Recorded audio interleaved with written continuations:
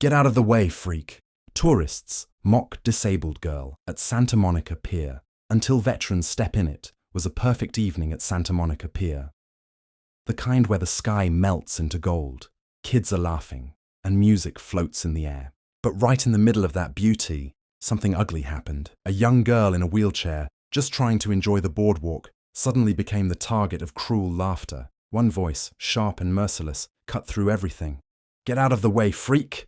The whole pier went silent. Everyone stared. And just when it looked like no one would do a thing, a group of military veterans stepped forward, changing everything in a way nobody saw coming. Before we continue this story, go ahead and subscribe to our channel and like this video so we can bring you even more amazing stories like this one. Her name was Lily. She was only 16, but life had already tested her in ways most people never experience. Born with a condition that left her partially paralyzed, Lily relied on her wheelchair to get around. And though she'd grown used to the stares, the whispers, the awkward glances, nothing ever made it easier.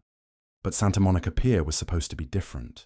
It was her happy place. She loved the salty air, the sound of the waves crashing under the boardwalk, the flashing Ferris wheel lights. On weekends, her mum would bring her here, and Lily would feel like just another face in the crowd. No judgment, no pity, just freedom. That evening was no different, at least at first. The pier was buzzing with life. Kids tugging at their parents for ice cream, couples strolling hand in hand, performers juggling flaming sticks near the edge. Lily was moving her chair carefully across the wooden boards, proud to be doing it on her own, while her mum trailed behind with snacks. But then, it happened. A group of tourists spotted her. At first it was whispers, snickers, the kind Lily had sadly learned to ignore. But it didn't stop there. The laughter grew louder, meaner. They started mocking the squeak of her wheelchair wheels, imitating her movements. And then, one of them yelled it, the words that sliced the air in half.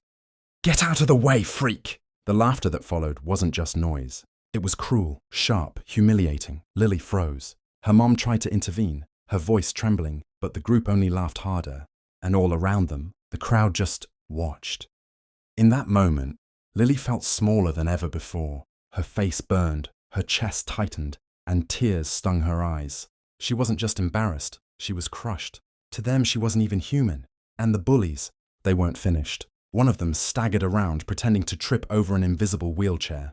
Another shoved his friend toward her, pulling back at the last second, like it was some sick joke. Each move drew more laughter from their group, like they were performing a cruel little show in the middle of the pier. Lily's mother stepped in front of her, begging them to stop. But instead of backing down, they mocked her too. And the crowd, still frozen, some looked uncomfortable. Others pulled out phones, but no one was moving to help. And then, the sound changed. Heavy footsteps cut across the wooden boards. Shadows stretched longer across the pier. A group of men and women had stepped forward.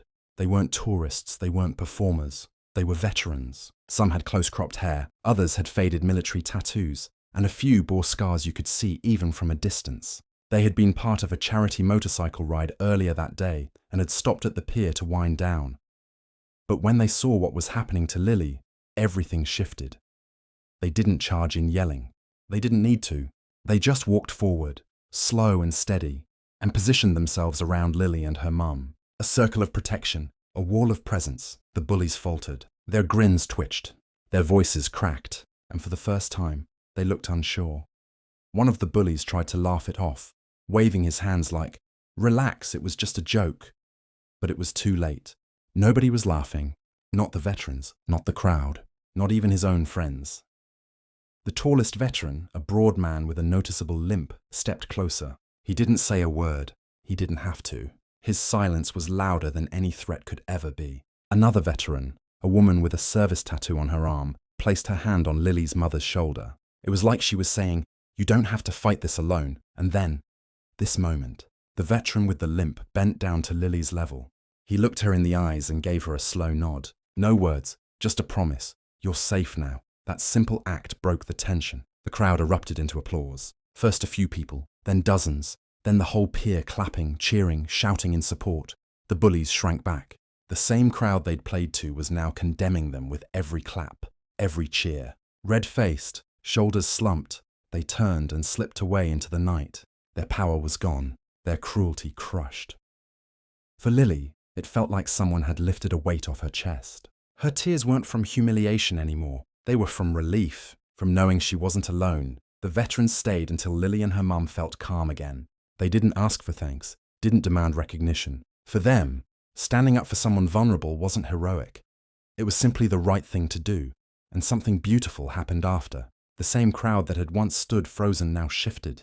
A vendor walked over and handed Lily a stuffed toy with a smile. A street musician strummed a soft tune, nodding in her direction as if dedicating it to her. Families who had looked away before now looked at her with warmth, with kindness. That night, Lily rode the Ferris wheel with her mum, looking out over the ocean, the city lights twinkling in the distance.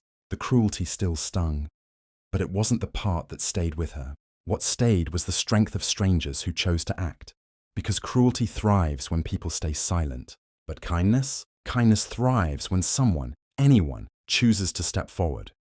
And maybe that's the question for all of us. If you were there on that pier, what would you have done? Turned away or stepped forward? Because in the end, it's not just about protecting someone else. Sometimes it's about protecting our shared humanity. And that night in Santa Monica, humanity won.